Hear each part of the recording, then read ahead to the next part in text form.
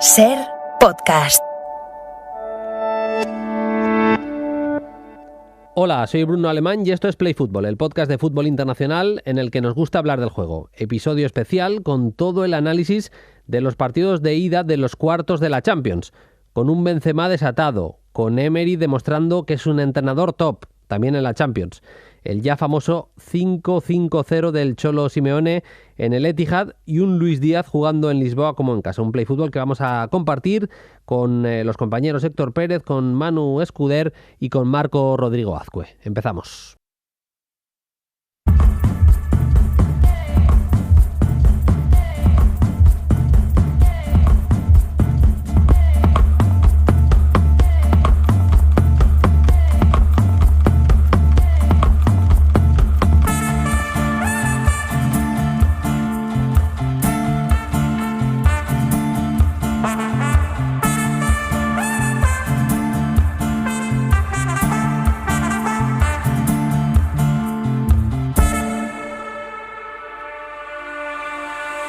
Unai Emery encadenó 2 golpes consecutivos en sus experiencias en París y en Londres. Él ya había demostrado su valía para clubes como el Valencia o el Sevilla, para equipos semigrandes, y que no se me enfade nadie, dos clubes que no tenían la presión o la exigencia de títulos que sí tienen equipos como el Paris Saint-Germain. Ya había hecho historia antes de salir de España, había ganado 3 Europa League seguidas en Sevilla, en 2014, 2015 y 2016, pero el éxito se le negó, el gran éxito, tanto en el Paris Saint-Germain como en el Arsenal. Decidió volver a su elemento, a la Liga Española, con una primera temporada que ya fue sensacional, en la que colocó su nombre en la historia de un club como el Villarreal. Se convertía Emery en el primer entrenador que ganaba un título con el submarino amarillo, y lo hacía ni más ni menos que dominando la Europa League, un título europeo, y ganándole la final a un gigante como el Manchester United. Parecía que la Europa League era su competición, que le otorgaba la gracia que la Champions siempre le había negado a Unai Emery. Pero en la Copa de Europa 2021-2022 está negándolo, está demostrando que también es un entrenador que puede competir contra cualquiera por ganar la Champions. Seguramente además con una plantilla que no tiene elementos para hacerlo, porque el Villarreal, semifinalista de la Champions con Pellegrini, tenía a Riquelme, tenía a Forlán, y yo creo que el Villarreal actual no tiene jugadores de esa talla. Este año han dejado en la fase de grupos fuera un equipo peligroso como Atalanta, y estuvieron peleando de tú a tú con el Manchester United incluso por la primera plaza. Eliminaron a la Juventus en octavos de final y ahora han asestado un golpe que veremos cómo gestiona el Bayern de Múnich. Emery es un entrenador que ha ido evolucionando, añadiendo matices a su manera de entender el juego. Sus equipos siempre han sido competitivos, pero en lo táctico ha ido añadiendo siempre factores nuevos que hicieran daño a los rivales. Recuerdo, por ejemplo, el mítico doble lateral que hacía en Valencia con jugadores como Matías y Jordi Alba. Y además siempre intentando adaptarse a las plantillas con las que ha contado. Por ejemplo, en el actual Villarreal, construyendo una salida de balón digna de un equipo, pues no sé si decir de Guardiola, pero una salida impresionante desde atrás. Emery está colocando su nombre en el lugar que su talento como estratega merece. Empezamos.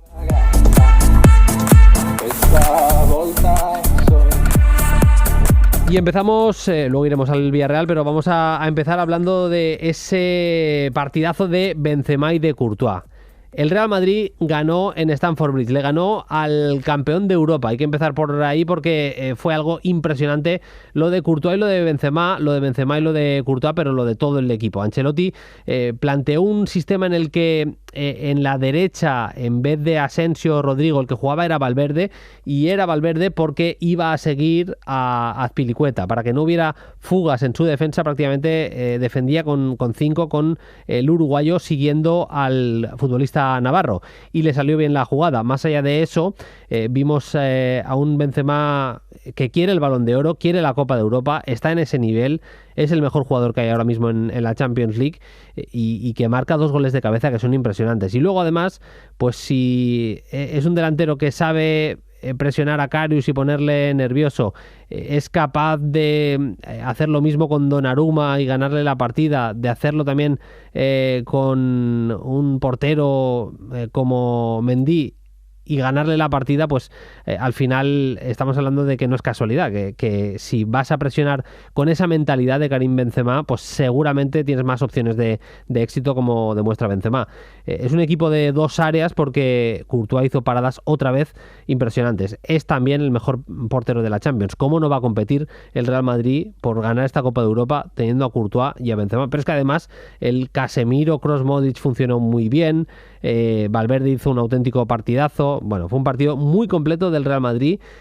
Además, ganándole la partida a Ancelotti, creo, a Tuchel. La presión del Chelsea desajustada, no funcionó en ningún momento y el Real Madrid estaba muy cómodo con balón. Conseguían que Vinicius recibiera siempre a la espalda del carrilero, a la espalda de Reece James y siempre intentando encarar a Christensen, al central por la derecha. Eso ya desajustaba la defensa del Chelsea. En definitiva, fueron todo noticias positivas para el Real Madrid, más allá de esa lesión de Militao y que el hecho que el central brasileño no vaya a poder jugar en el partido de vuelta. El Chelsea, del Chelsea que contamos, a mí me gustó mucho Havertz. Le hemos preguntado a nuestro compañero Héctor Pérez, compañero del diario AS, trabaja en fútbol internacional y es un auténtico loco de la Premier League. ¿Qué le pareció el Chelsea? ¿Cómo valora lo visto por el campeón de Europa, lo que hizo el campeón de Europa en el partido contra el Real Madrid? Nos ha dejado este audio. Seguramente del Chelsea, en esta ida contra el Real Madrid, podíamos esperar un poco más sobre todo en el aspecto defensivo, donde el equipo de Thomas Tuchel no ha sido nada sólido, tampoco ha mostrado mucha seguridad y el Real Madrid ha castigado mucho toda esa incertidumbre que podía generar en campo rival. Al final se ha visto muy claro en la primera parte, seguramente con todo lo que ha intentado Vinicius atacar a Christensen. Benzema también ha apoyado muy bien para poder abrir ciertas puertas y que hubiera espacios para poder luego llegar al área y conseguir opciones de remate. Y al final el Chelsea, pues en esa incertidumbre de si presionaba o no presionaba, haciéndolo en ocasiones sí y en otras ocasiones no, pero tampoco lo hacía de una manera muy convincente, el Real Madrid sacaba mucho rédito a su salida de balón y luego posteriormente a poder correr al espacio para generar bastante peligro. El Chelsea al final pienso que ha sacado muy poco crédito de su banda izquierda, donde al final por entrar a Azpilicueta no ha tenido tanta capacidad para generar peligro o generar inseguridad en el Real Madrid, estando Carvajal y sobre todo teniendo en cuenta el nivel al que viene. Y uno de los futbolistas, yo creo que los que se tiene que agarrar el equipo blue es a Kai Havertz. Es un futbolista que ha otorgado facilidades cuando están con el marcador en contra, es un futbolista que ha acelerado las jugadas para intentar dotarlas de más calidad y sobre todo también lo mucho que mejora también todo lo que pueden hacer sus compañeros. Se ha visto tanto cuando ha estado jugando como punta como cuando ha entrado Lukaku y ha estado más en la zona de media punta para poder aparecer por el carril central. Al final, pues pienso que el Chelsea ha ido acusando un poco esta inseguridad defensiva a lo largo de la temporada. Es verdad que en estas eliminatorias es un equipo que se puede adaptar muy bien a todo lo que proponga el rival, pero que claro, si acabas de no adaptarte o te adaptas a medias, te puede suceder como en este partido donde acabas castigado, pero sin duda yo creo que en la vuelta hay que tener mucho ojo porque en este tipo de fases es uno de esos equipos que puede ir en contra y puede dar la sorpresa. Pues decepcionante la versión que vimos del Chelsea, sin ningún género de duda. Lo decía el propio Ancelotti, que habíamos visto una mala versión del Chelsea, que por eso no se fía del equipo de Tuchel. Un Tuchel que le preguntaron si veía viva la eliminatoria y respondió con un sorprendente no, muy seco, dijo que no. Veremos en qué quedan estas declaraciones, pero a mí me sorprende bastante. Vamos ya con lo de la cerámica. La victoria del Villarreal por 1-0 contra el Bayern de Múnich.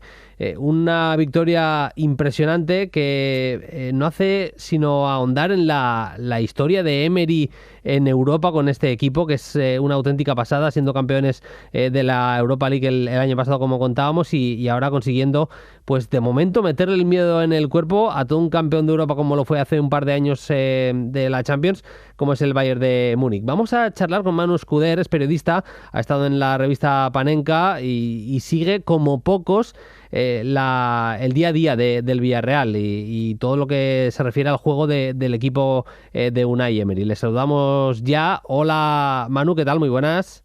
Hola, muy buenas, Bruno, ¿qué tal? Encantados de pasarme por aquí. Igualmente, encantados de tenerte en Play Fútbol. La primera, un poco más global, ¿qué destacas de la gestión que ha hecho? ¿Qué destacas más de lo que ha hecho Emery, de cómo ha gestionado la plantilla en la temporada y media que lleva en Villarreal?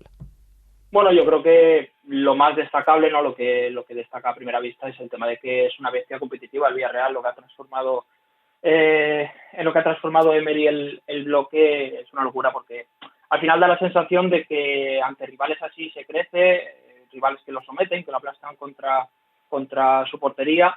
Sí que es verdad que en Liga pues estamos viendo una versión bastante diferente, algo más difusa, pero ya lo vimos contra la Juve, contra el Chelsea, en Belfast, contra Manchester United. O sea, es un equipo que en bloque bajo, que yo creo que por esto iba un poquito las tornas, el bloque bajo que ha plantado el Villarreal, que ha trabajado Emery durante toda esta etapa aquí, es espectacular y bueno, ha ido mejorando poco a poco, algunos pequeños detalles como la defensa del área. Bueno, en general, ese saber defender, ese saber sobrevivir y luego salir a la contra con jugadores que tienen un talento tremendo. Pues hablamos de Coquelin, de Lo Celso ahora, de Gerard, Danjuma.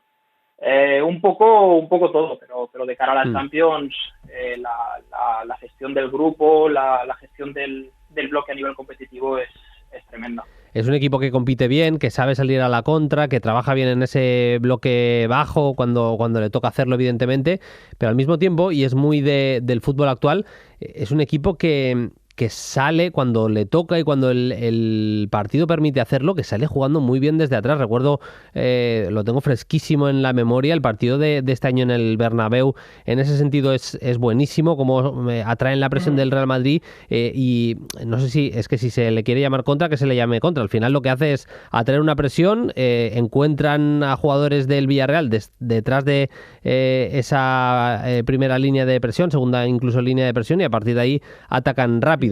Y me parece que, y ya por enlazarlo con el partido contra el Bayern, también tiene mucha importancia eso, cómo le presiona el Bayern y cómo es capaz el equipo de Emery de saltar esa presión con mecanismos distintos, no siempre saliendo en corto, pero se la saben saltar de una manera que yo creo que es seguramente uno de los factores que marca más ese partido de ida en la Cerámica, Manu.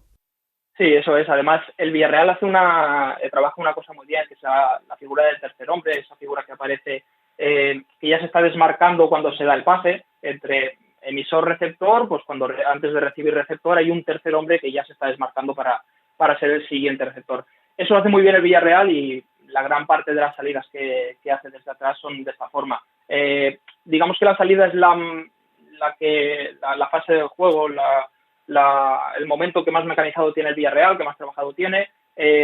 Sale con los dos centrales en cortito y bueno, depende de cómo le presionen, pues sale de una forma o de otra. Generalmente buscan al pivote y este pivote ya directamente juega con el lateral. Entonces el Bayern lo que ha propuesto ha sido una forma de presión que es para orientarlos al balonazo, al desplazamiento largo, donde teóricamente pues Upamecano y Lucas deberían haber ganado más duelos. Yo creo que el Villarreal lo ha leído muy muy bien. De hecho, en la primera vez que ya se planta el Bayern en este tipo de presión, con los extremos un poquito por dentro, los dos delanteros con los pivotes, en vez de recurrir a esta salida que tienen tan mecanizada, buscan directamente ya la jugada con el lateral. A partir de ahí ya toca algo Nagelsmann, empieza a poner pues al lateral que salte sobre el otro lateral, es decir, que Pavard y Davis saltarán sobre Foyth y Estupiñán, y ahí el más listo ha sido Lo Celso. O sea, de hecho hay varias salidas en las que directamente Rulli busca a Lo Celso en largo, a espaldas de Davis, que además creo que me ha parecido oírlo que Nagelsmann ha sido crítico con Davis también. Al final volvía también de un tiempo sin jugar, pero en esos duelos me ha parecido que Lo Celso, que ya me dirás tú en el duelo cuerpo a cuerpo lo que puede llegar a ganar, se ha llevado bastantes balones y ha activado bastantes contragolpes. Luego te preguntaré por la figura de Gio Lo Celso, que ha caído de pie. Yo creo que tenía una estructura montada este año Unai Emery en la que muchos pensábamos que podía irle bien. No sé si tan bien como le está yendo, porque, por ejemplo, lo de hoy ha sido una exhibición directamente, pero claro, la espalda de Davis es que ha sido un martirio para el Bayern, hay que decirlo así, ya no solo porque Davis no la haya sujetado bien, sino porque eso generaba problemas en cadena. De hecho, el gol del Villarreal llega en una acción en la que Gerard cae a la banda derecha, ha habido muchas en las que ha caído a la derecha, en una se ha generado este gol, en otra, por ejemplo, es el disparo al palo también del jugador catalán, del delantero catalán, ya no solo porque no las gestionaba bien, porque no era capaz de defenderlas Davis, sino porque se generaban unos boquetes, unas distancias entre jugadores que no eran las que tocan en un partido de Champions, Lucas lejísimos de la zona de Davis, por no meterle toda la culpa al futbolista canadiense, y así ha llegado, por ejemplo, el primer gol, pero han estado muy listos tanto Lo Celso, como decías antes, como también te diría Gerard cayendo bien a esa zona. Claro, es que al final es una zona en la que están Lo Celso y Gerard, o sea, es una zona en la que es muy difícil de defender porque son dos jugadores muy difíciles de detectar, muy difíciles de seguir, de marcar de cerca. Entonces, había momentos en los que Lo Celso a lo mejor caía a banda, Davis saltaba y entonces Gerard se desmarcaba a su espalda. Son dos jugadores con muy buen instinto de salir jugando, de salir al contragolpe. De hecho, yo diría que la inmensa mayoría de contragolpes llegan a partir de estos dos, Parejo lanzando y estos dos. Es que ya no es... a veces hablamos de contragolpes y recurrimos al tema de a ver cuánta velocidad tiene este. ¿Se lo va a hacer en 1 para 1? Yo creo que hay algunas cositas como la intuición, la sensibilidad para saber por dónde te va a salir el compañero, dónde está, el entorno, la apreciación del entorno, o sea, y estas cosas Gerard Moreno y Lo Celso los controlan y sí, yo coincido en que esa zona izquierda del Bayern ha sido un coladero durante todo el partido. Luego también la importancia de un futbolista como Etienne Capoue en el Villarreal, un jugador ya con una experiencia, un nivel competitivo altísimo, y que en un partido como el del Bayern tenía que dejar su sello. Es que hemos visto a Lewandowski pasar de puntillas por el partido, no solo por Capoue, pero Capoue al final ha impedido que se conectara con el entre líneas del Bayern, o que se hiciera de manera muy muy habitual, o que tuvieran demasiado espacio, que esa conexión con Lewandowski fuera fluida, y luego en los centros al área también ha sido una ayuda fundamental.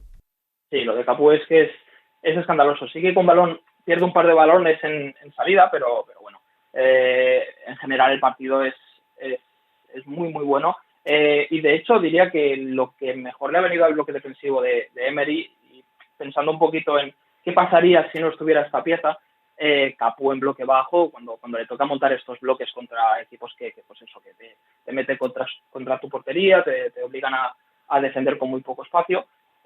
Lo de Capoue es increíble, defendiendo centros laterales, imponiéndose en el área, despejando, y luego lo de la zona entre líneas que comentas, más de lo mismo. O sea, Musiala sí que se ha intentado desmarcar varias veces, de hecho bastantes veces, entre esa zona entre Parejo y Capoue, pero es que entre el poquito espacio entre líneas que deja el Villarreal, porque ahí Capoue es increíble, y que robando en el tackle, tiene unas piernas larguísimas, es súper inteligente a la hora de meter la pierna. Es que es muy muy difícil entrar por dentro en ese bloque bajo, y yo creo que por eso, en parte, también porque es la forma de jugar del Bayern, han recurrido una y otra vez al juego exterior. Cerramos con un apunte sobre el Bayern de Múnich. A mí me sorprendía al ver la alineación que no estaba Leroy Sané, que me parecía una de las buenas noticias en este curso un poco raro en el Bayern de Múnich, cómo le había adaptado ese juego por dentro, no sé si decir interior, media punta, pero estaba haciendo mucho daño con Leroy Sané por dentro del Bayern en muchos partidos, y hoy ha sido el elegido para quedarse en el banquillo, para ser el descartado del once inicial, Manu. Sí, además Gnabry sí que pasa un poquito más desapercibido. Digamos que el Bayern jugaba poniendo a Gnabry por ese carril intermedio, un poquito más por dentro, para darle la banda a Davis, y ahí Sané, bueno, cuando ha entrado, se ha notado muchísimo cuando su presencia era recibir, tirar, e incluso algún giro por dentro. O sea, se ha notado mucho el cambio entre Gnabry y Sané. A mí, a grandes rasgos, el Bayern me ha dejado, y en general, me viene dejando un poco de dudas cuando el rival se aplasta tantísimo y sabe defender en ese bloque estrechito y bajito cerca de la portería, que nos regala tantos espacios. Sí que es verdad que, bueno, a ver, son jugadores con un talento tremendo, pero me parece que las rutas que tienen para llegar a esos últimos metros son bastante previsibles. Por izquierda, o sea, es que básicamente dependen un poco de los hombres de fuera. Hoy estaba Davis y Coman por fuera los dos, y al final el balón siempre llegaba a esta zona. A ver, luego hay una cosa que es impresionante, es muy difícil de defender, y que lo hace espectacular el Bayern, que es cuando llegan a la línea de fondo estos jugadores a pie natural, que siempre buscan al jugador que aparece en la frontal. Entonces, sí que la temporada del Bayern, a ver, a mí no me parece mala, me parece que tiene partidos en los que, bueno, a lo mejor pues se toman ciertas decisiones que pueden determinar los partidos, lógicamente, y bueno, pero bueno, yo creo que para la vuelta puede ser interesante ese juego entre líneas, potenciar un poquito ese juego entre líneas, ya no solo con Musiala entre pivotes, sino con la figura de Sané que comentabas también apareciendo por ese carril intermedio. Tocará sufrir en el Allianz con ese resultado cortito, ese 1-0, pero va a ser un auténtico partidazo. Y por cierto, Pellegrini llevó a semifinales y estuvo a un penalti de Riquelme de meter al Villarreal en la final de la Champions. Pero aquel equipo tenía a Riquelme y a Forlán. Yo no sé si hay dos jugadores de ese nivel en el actual Villarreal. Lo digo por poner, lo que decíamos al principio, por poner todavía más en valor la figura de Unai Emery. Que insisto, que lo he dicho al principio del programa y lo quería recalcar. Vamos ya con el partido del Manchester City 1, Atlético de Madrid 0. Un partido que va a pasar a la historia por el 5-5-0 del Cholo. En un momento de la primera parte, el Manchester City había salido con lo que suele hacer habitualmente, con Laporte. Estaba jugando también Stones de central, tenía a Rodri de pivote, a los lados de Rodri Ake un poco más bajo y Cancelo en una posición prácticamente de interior derecho, el interior izquierdo era Gundogan y en la media punta estaba Kevin De Bruyne, haciendo de falso 9 estaba Bernardo Silva. ¿Qué pasaba? Que el Atlético de Madrid solo tenía 3 para defender en el centro del campo y tenía siempre un 2 contra 1 muy claro el Manchester City, especialmente en la derecha, por la calidad que tiene Cancelo. Ahí le hacían un 2 contra 1 con De Bruyne al futbolista africano que le hizo bastante daño al Atlético de Madrid. A mí el 5-5-0 del Cholo, y luego andaremos en eso, no me parece especialmente criticable porque es la manera en la que él pensaba que le daba para sobrevivir. Pero es verdad que luego cambia algunas cosas y que no le acaba saliendo. No sé tú cómo lo has visto, pero a mí en sí, ese cambio al 5-5-0, meter a Joao Félix y Griezmann en una segunda línea de centrocampistas, me pareció que en ese momento él pensaba que era para sobrevivir y en ese momento cambia el partido y el Manchester City, que estaba muy cómodo y estaba llegando, sin mucha claridad, pero estaba llegando, deja de hacerlo. De inicio yo diría que la estructura del Manchester City, o sea, es un poco la habitual, el 2-3-5 con los laterales un poquito por dentro. Sí que es verdad que la figura de Cancelo cuando juega a pierna cambiada pues no es la misma que cuando juega a pie natural, pero partiendo de ese sistema el Cholo pues digamos que se tiene que adaptar un poquito también a cómo juega el City. Al final contra equipos así, ya de normal te tienes que adaptar, pues imagínate contra un equipo de Pep Guardiola. La cosa es que partiendo de ese 5-3-2 con el que empieza Simeone, digamos que los dos interiores estaban muy sujetados por Gundogan y De Bruyne. Así por explicárselo un poquito a la audiencia, si Kondogbia saltaba, por ejemplo, sobre Cancelo, que digamos sería su referencia en presión o en repliegue sobre el que tiene que saltar, De Bruyne se desmarcaba a su espalda y entonces recibía totalmente solo, porque el central no podía saltar, el central externo no podía saltar sobre De Bruyne porque claro, aparecía prácticamente a 2 metros por detrás de Kondogbia. Entonces lo que hace ahí Cholo, porque en derecha sí que es verdad que Llorente se resguarda un poquito más, y no salta tanto sobre Ake, sino que se queda un poquito más con Gundogan, pero en la izquierda con Dogbia sí que salta bastantes veces sobre Cancelo y permite que le giren el bloque. Lo que hace básicamente ahí es cambiar toda la estructura. Al final, Griezmann y Joao Félix no van a robarle demasiados balones, por no decir ninguno, a Laporte, a Stones o a Rodri. Entonces lo que hace es, en vez de priorizar la zona central, que es una zona en la que probablemente no vayamos a robar nada, vamos a asegurar ese carril interior, esa zona entre líneas, esa zona exterior. Vamos a asegurar un poco lo que es el bloque. Entonces, en vez de ser Llorente el que tenía que saltar sobre Ake, en vez de ser Llorente el que tenía que saltar sobre el lateral, es Griezmann el que tiene que saltar sobre Ake y es Joao Félix el que tiene que saltar sobre Cancelo. De esta forma lo que hace es, primero, protegerse por fuera. Esos triángulos que siempre forma el City por fuera ya no iban tan rodados, ya no funcionaban tan bien. Y la zona central, la llena de piernas y ese juego interior. También consigue que Koke pueda proteger mejor el pase sobre Bernardo Silva. Yo no criticaría el cambio de sistema de Simeone. A mí me pareció que ese 5-5-0, pues bueno, es una forma de adaptarte a tu rival. Habrá quien le guste más, habrá quien le guste menos. A mí no me pareció mala, O sea, de hecho me pareció que si el Atlético de Madrid, hubiera seguido con el 5-3-2, al Manchester City se le hubieran abierto muchas puertas. Hay una sustitución que marca el partido, se va Mahrez, que había estado bastante gris, entra Phil Foden y eso cambia el partido. Hay que ser justos y de Foden hay que decir que es un talento impresionante, pero que no siempre juega como lo vimos contra el Atlético de Madrid. Si no, Guardiola no es tonto y no le pondría no lo dejaría fuera en un partido tan importante como el de la Champions. Dicho lo cual, cuando entró es que fue un escándalo todo lo que hizo. Hay un control, un pase largo de Rodri que lo controla con el exterior de la bota izquierda Phil Foden, que es una auténtica maravilla. Y de la acción del gol, hay que decir que es una acción brutal de Phil Foden, pero que Kevin De Bruyne hay que ponerle en valor también en esa jugada. Con la zancada, con los 3 primeros pasos, las 3 primeras zancadas que mete ahí el belga, le saca 1,5 metros a Felipe, al central del Atlético de Madrid, que es lo que le permite rematar absolutamente solo. Y luego, que era un partido de estos en los que sabías que ibas a tener una o ninguna. O sea, la presión que tenía en esa bola Kevin De Bruyne, hay que saber llevarla en un jugador que no ha ganado nunca la Copa de Europa, que sabe que la obsesión también del Manchester City es intentar hacerlo, es intentar ganar la Champions. La verdad es que son dos jugadores que marcaron con esa acción sobre todo la eliminatoria en ese partido de ida.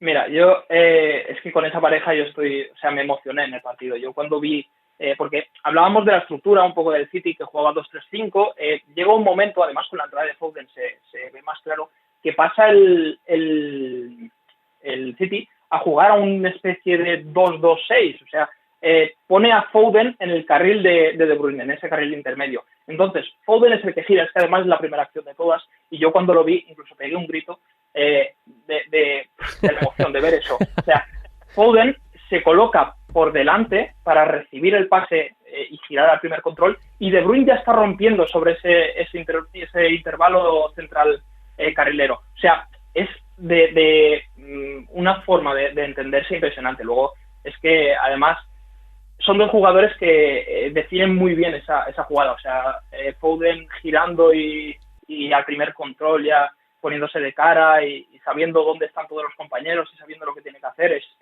hiperdominante y va a serlo todavía más porque es un talento de generación.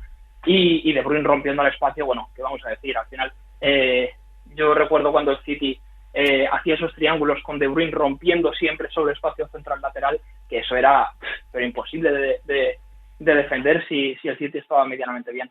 Entonces, ese Foden De Bruyne, esa forma de juntarlos, que al final son 5 minutos, al City le da la vida y le permite romper un partido que, bueno, yo creo que si el Cholo hubiera seguido con ese 5-5-0 se lo podría haber complicado un pelín más, pero bueno, al final se toman decisiones sobre caliente también y bueno, es increíble. El talento que tiene el City es impresionante. el talento lo tienen, evidentemente, en el banquillo y también en el campo, pero yo es verdad que vi algo de, no sé si decir frustración, más bien miedo. Vi miedo en el Manchester City, arriesgaba un poco en los pases, no había el movimiento, ese llenar y cargar el área con pasión que vemos muchas veces en el equipo de Guardiola. Me faltó un poquito del Manchester City y creo que tiene que ver con que no han ganado nunca la Champions y que saben que con un mínimo error en esta competición te vas al suelo. Te vas a la calle y lo percibía de alguna manera en algún tramo de partido en el Manchester City. Insisto que jugadores como Foden y Kevin De Bruyne pasaron de eso y lo dejaron muy evidente en la acción del gol. Y luego para cerrar con lo que hizo el Cholo, con ese 5-5-0, hemos visto, a ver, yo miraba hoy por ejemplo grandes propuestas defensivas de la historia de la Champions de manera reciente, pues cuando el Inter se queda con 10 en el Camp Nou en ese partido de vuelta de la Champions del 2010, con Mourinho en el banquillo, Mou mete un 6-3-1 en el que es muy recordado porque Eto'o es lateral o carrilero izquierdo, cierra con Milito de volante por la derecha y el que se queda arriba un poquito más descolgado es Sneijder. Hemos visto pues a Di Matteo defendiendo en bloque bajísimo también en el Camp Nou, esas semis de 2012 en un 4-5-1, también 4-5-1 del Cholo en 2016 contra el Bayern de Múnich de Guardiola precisamente. El año pasado defiende con una línea de 6 el Atlético en ese partido contra el Chelsea, pero es que hay que decir que no hay muchos más equipos que hayan planteado cosas así como un 5-5-0, pero también hay que decir que es la manera en la que veía el Cholo de sobrevivir. Y si no hay muchos más equipos que lo hagan es porque el Atlético y el Cholo tienen ese talento, tienen el talento de conseguir que sus equipos sean competitivos o al menos sepan intentar sobrevivir con un planteamiento tan defensivo. Porque es que fue durante muchos minutos negarle a un Manchester City que hasta ese minuto 17 había estado cómodo, negarle la mayor. A ver, yo creo que la línea de 5, independientemente de que ya la hubiera utilizado contra el City, tiene muchísimo sentido por el tema de que ellos dejan casi siempre, cuando atacan posicionalmente, pues suelen dejar a 5 referenciando, viniendo al apoyo, viniendo a girar. Al final tienes a 5 atacantes y bueno, una forma de adaptarse es poniendo por 5 defensas.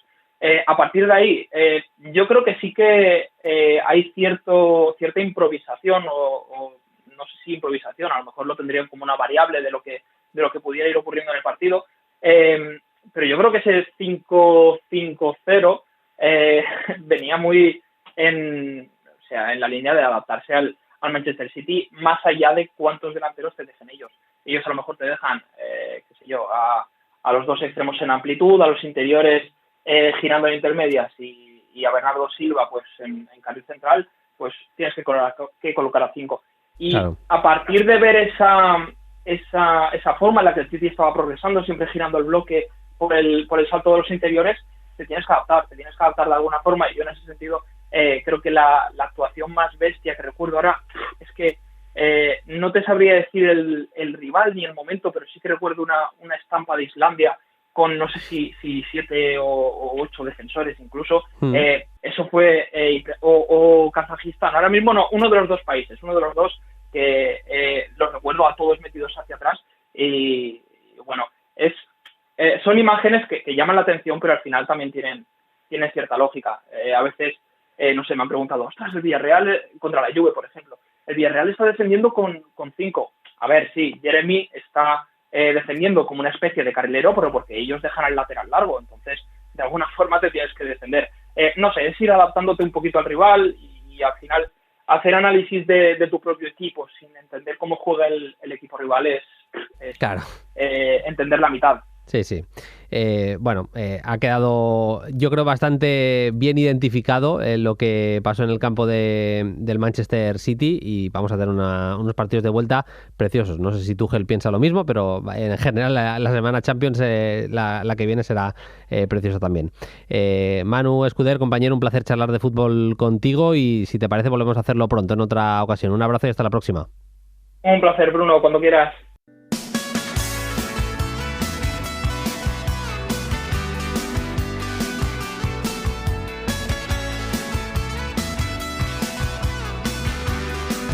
Vamos a ponerle el cierre al programa con el Fuera de Foco. Nos vamos hasta el País Vasco. Allí nos escucha nuestro compañero de noticias de Guipúzcoa, Marco Rodrigo Azcue. Hola Marco, ¿qué tal? Muy buenas. Muy buenas, Bruno, ¿qué tal? Pues con ganas de hablar de este partido, ese Benfica 1, Liverpool 3. Lo primero, te la tiro directa. ¿La ves tan decidida como yo, la eliminatoria? Sí, y eso que pudo estarlo más, ¿no?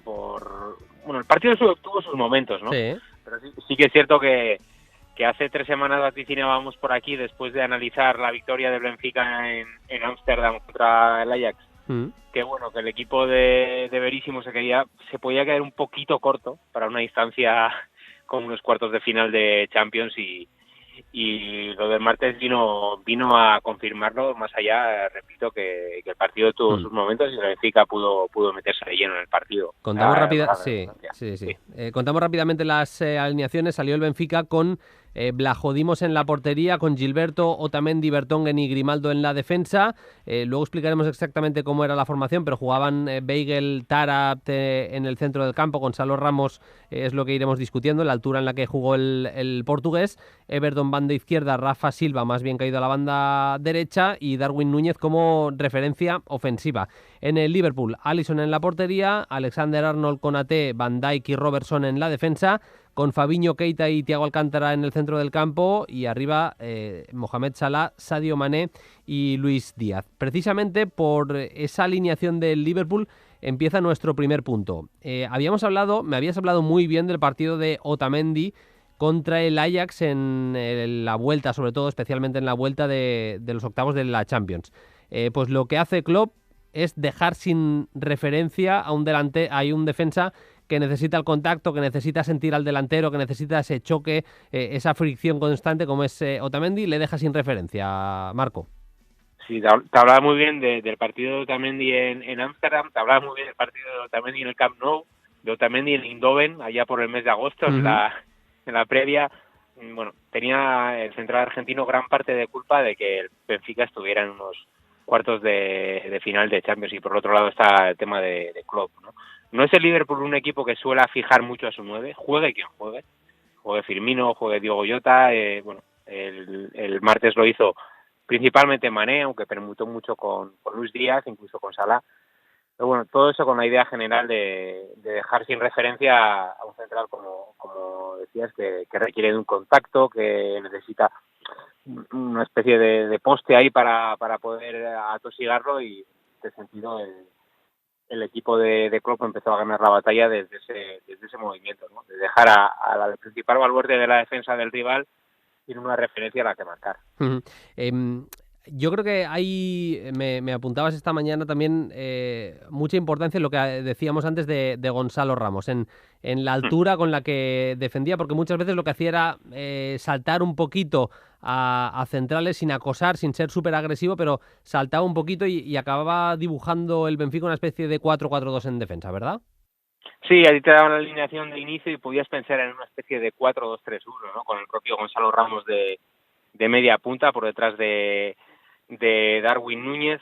Bueno, en la práctica venía a actuar prácticamente en una línea de 5 centrocampistas, como interior izquierdo, en un 4-5-1, pero sí que es cierto que con tendencia al salto a Konaté, ¿no? Para igualar en la presión, un 2-2 de los dos, llamémosle punta, Darwin y el propio Gonzalo Ramos contra Van Dijk y contra Konaté. Ese salto lo que hacía era hacía que el Benfica pasara a dibujar una especie de 4-4-2, y fue ese el dibujo desde el que el Liverpool dañó a los portugueses, con una disposición bastante clara que ahora vamos a analizar en cuanto a su frente de ataque, ¿no?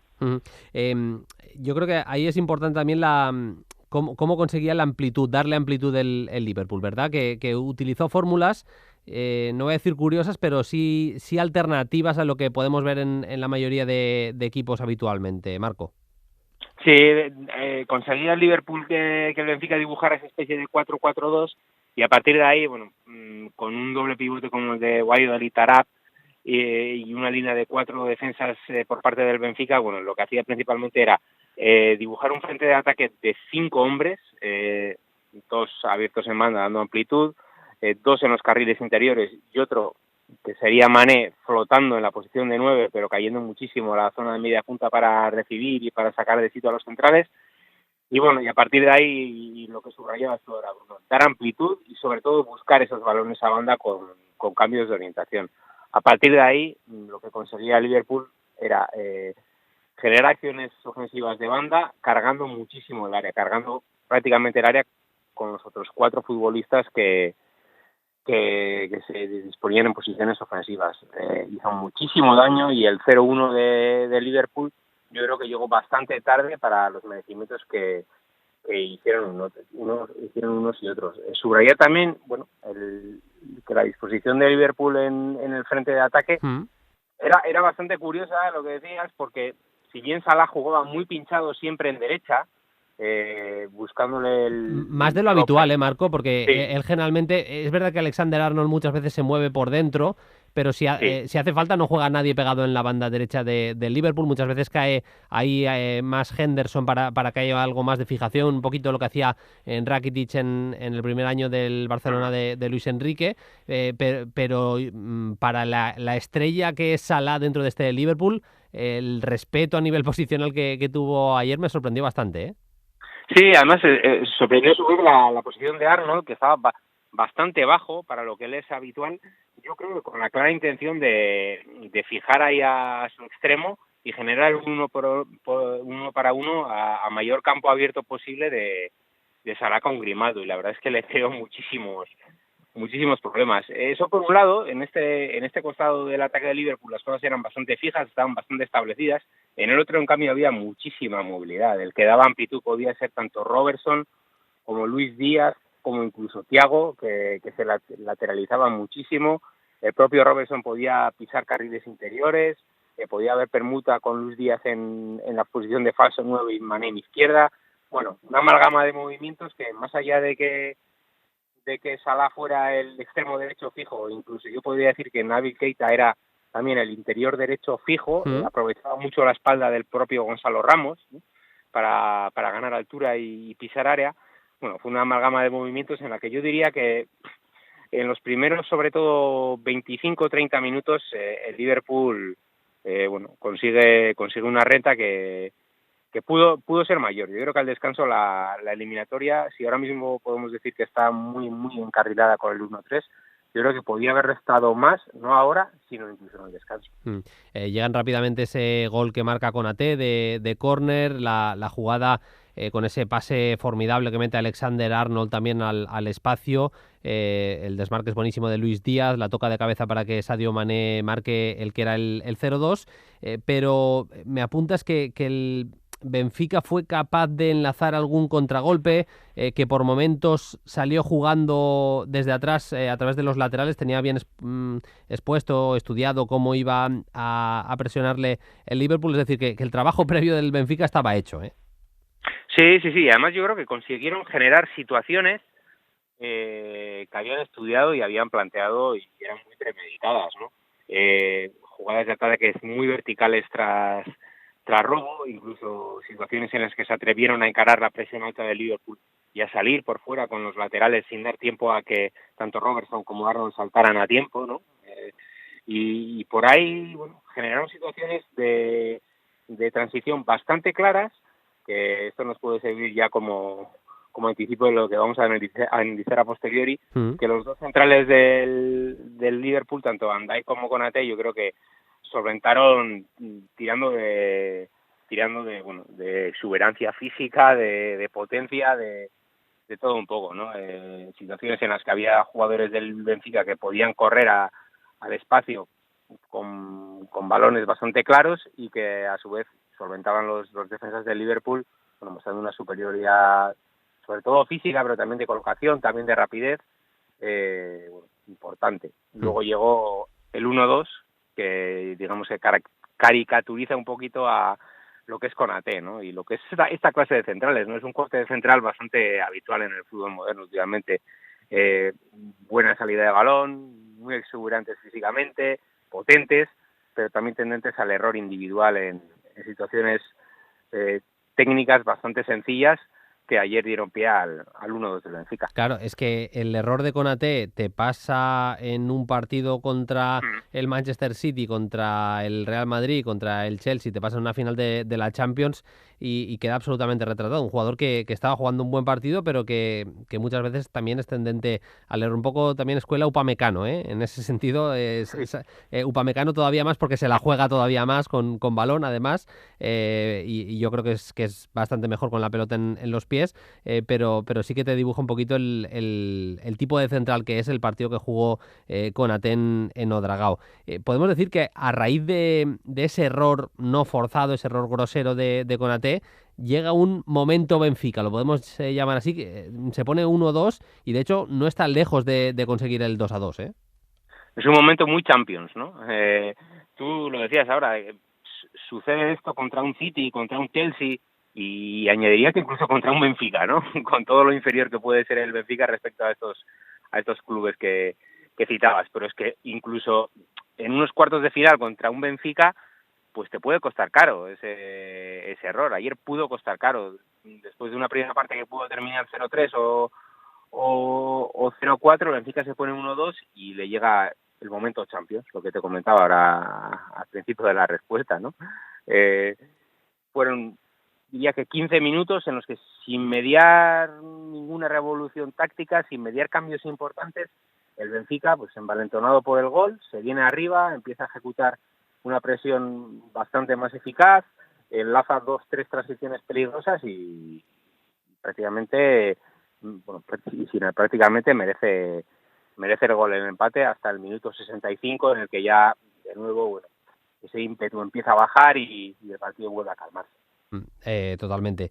En la acción del 1-3 es curioso porque hablábamos de Otamendi y vuelve a ser clave en este caso, no precisamente por razones positivas, pero es curioso, pero fue también jugador clave de la acción, ¿eh? Sí, y sobre todo analizándolo en un contexto más general, ¿no? Es una jugada en la que te comentaba ahora que a partir del minuto 65 el partido se empieza a pausar de nuevo, el Benfica no le queda otra que dar un pasito atrás, se ordena ya de forma definitiva en 4-5-1, pero bueno, hay un momento en el que se suceden un par de ataques de los portugueses, empiezan a adelantar un poquito la línea de presión, aprietan un poco más arriba y fruto de esto, bueno, les da resultado porque también salta una presión bastante alta en una persecución a un delantero del Liverpool y roba el balón, pero lo entrega mal y ese a su vez robo de los ingleses pues genera lo que genera. El gol de un Luis Díaz, que bueno, me parece que ahora vamos a hablar más detenidamente de él porque yo me voy a quedar con el colombiano. Es el jugador que destacas, ¿no? Ya paso al siguiente punto. Es para ti más allá de que le dieran el MVP, es también el MVP de Marco Rodrigo Azco, ¿eh? Es un jugador que la verdad, hasta este pasado verano no lo tenía muy visto, sí controlado, porque bueno, lo que estaba haciendo en el Oporto ya era digno de mención, no lo tenía muy visto. También destacó muchísimo en Copa América, una Copa América que coincidió con Eurocopa y que tuvo una fase de grupos un tanto descafeinada en la que pasaban 4 equipos de 5 y que la verdad no me hacía mucha ilusión seguir los resúmenes y ahí me llamó la atención todavía más, y a las instancias finales de la propia Copa América, ahí ya sí que definitivamente me enamoró. Y bueno, simplemente citar que el tránsito de una liga como la lusa a la Premier League lo ha sabido completar a la perfección, porque tiene capacidad y sobre todo también porque se le ve una riqueza táctica, una inteligencia para entender lo que le puede pedir un entrenador como Klopp, que muchas veces es una parte no muy apreciada en el fútbol, es decir, se mira solo la calidad individual del futbolista, al buen pie que pueda tener, pero bueno, hay otros conceptos como la adaptabilidad a nuevos contextos y demás, la capacidad para adaptarse a nuevos equipos, a nuevas propuestas, y este jugador lo que está demostrando es que quiere ser futbolista top. Es un futbolista muy bueno y está demostrando en Liverpool que quiere ser futbolista top. De momento camino lleva de ello, porque a mí la verdad es que no deja de sorprenderme en sentido positivo. Fíjate, yo he visto el partido esta mañana, ayer estuve más pendiente del encuentro del Atlético de Madrid con el Manchester City. Coincido totalmente contigo pero al mismo tiempo te digo que tiene un potencial todavía por explotar, por acabar de explotar. O sea que no estamos viendo todavía lo que yo creo que puede ser la mejor versión de este futbolista en el Liverpool. Creo que puede ver más puerta incluso de la que ha visto y que puede ser algo más regular en sus acciones, todavía más, porque pues, le está dando buen nivel, pero es verdad que es un jugador así alocado y que creo que puede ganar algo de consistencia todavía.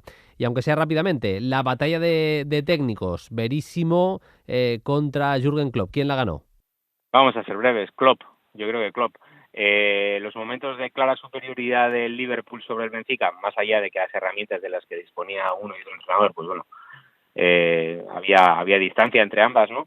Pero bueno, los momentos de superioridad del Liverpool yo creo que tienen matices de pizarra y de preparación importantes, y creo a su vez que mucha parte de los momentos que tuvo el Benfica en el partido se debieron más a errores en la entrega, a errores groseros como el que hemos citado de Konaté, se debieron más a situaciones de mérito del equipo inglés, que también hizo sus cosas mal ayer en Daluz, que a cosas que hubiera podido preparar el propio Veríssimo. Yo creo que para ser justos con él también, pues terminar como hemos empezado, ¿no? Este Benfica en los cuartos de final de la Champions se queda bastante corto visto el panorama general de la competición ahora mismo.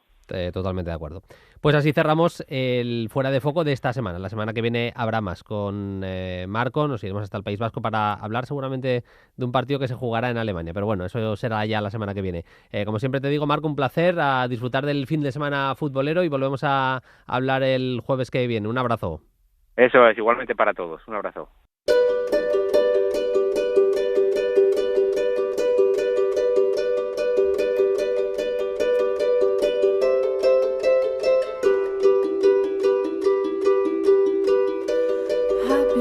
Nosotros nos vamos, siempre tenemos un audio para cerrar y enseguida lo vais a escuchar, pero os comentamos también el menú que tenemos de cara a la UEFA Europa League para el día de hoy, para hoy jueves. Tenemos al Barça jugando en el campo del Eintracht. Dicen que va a ser un ambiente impresionante contra el equipo en el que juega Filip Kostic, uno de nuestros protegidos aquí en Play Football. Evidentemente favorito el Barça, pero buena eliminatoria. Se completa la Europa League con algunos partidazos, Por ejemplo, me llama especialmente la atención el Leipzig-Atalanta, también el Sporting de Braga de Carlos Carvajal, que está haciendo un temporadón, que se va a enfrentar al Rangers, y el West Ham-Lyon. Todos los partidos a las 9, a excepción del Leipzig-Atalanta, que se adelanta a las 7 menos cuarto. Pero hemos tenido ya esta semana el regreso de la Copa Libertadores, una de las competiciones en todo el mundo que más pasión genera, que más pasiones desata. En el partido de inauguración, podemos decir, de la fase de grupos de Boca Juniors, el Deportivo Cali fue capaz de ganar en Colombia por 2-0 al conjunto Xeneize. Podemos decir que sorpresa seguramente, pero así se contaba el gol de Cali del equipo colombiano. Aquí viene Velasco, Gutiérrez, el 3 dedos muy bueno de Congo. Viene Velasco, escapando de Figal, Velasco, centro atrás, ahí está. ¡Oh! El gol de Deportivo Cali, que ganaba en ese partido inaugural. No le van demasiado bien a Boca Juniors esos primeros partidos en fase de grupos de la Libertadores. Una competición impresionante que seguiremos y que iremos contando aquí en Play Fútbol. Nosotros nos vamos, volveremos el lunes con un Play Fútbol en el que hablaremos mucho de la Champions, de esos partidos de ida. Vaya Atlético Manchester City vamos a tener, va a ser una cosa de locos lo que vamos a vivir en el Wanda Metropolitano, pero además tenemos una entrevista muy especial para abrir el programa, con un entrenador que está en Inglaterra y que tiene un discurso que creo que os va a molar bastante. Eso será el lunes. Hasta entonces, sed felices. Adiós.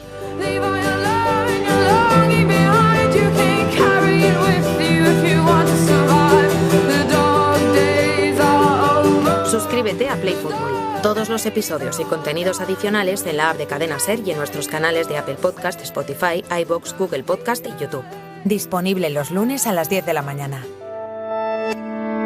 Cadena Ser. La radio.